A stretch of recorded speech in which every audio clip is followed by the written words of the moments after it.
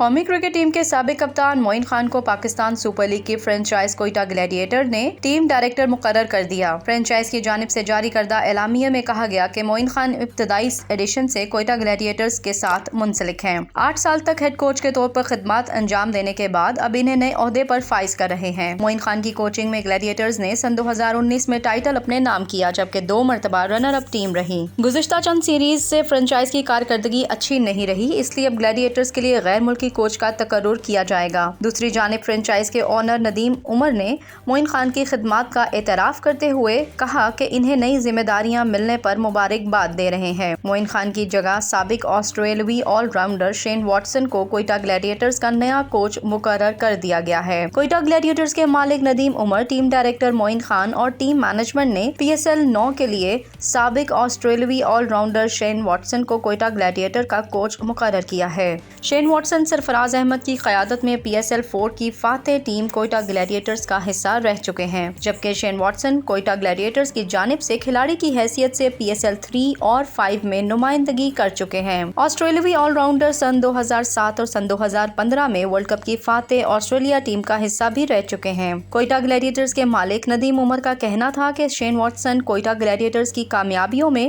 نمایاں کردار ادا کر رہے ہیں اور اسی وجہ سے کوئٹہ گلیڈیٹرز کے لیے بحیثیت کوچ بہترین انتخاب ہیں، اور مجھے امید ہے واٹسن کے تجربے سے ٹیم کو بے حد فائدہ ہوگا۔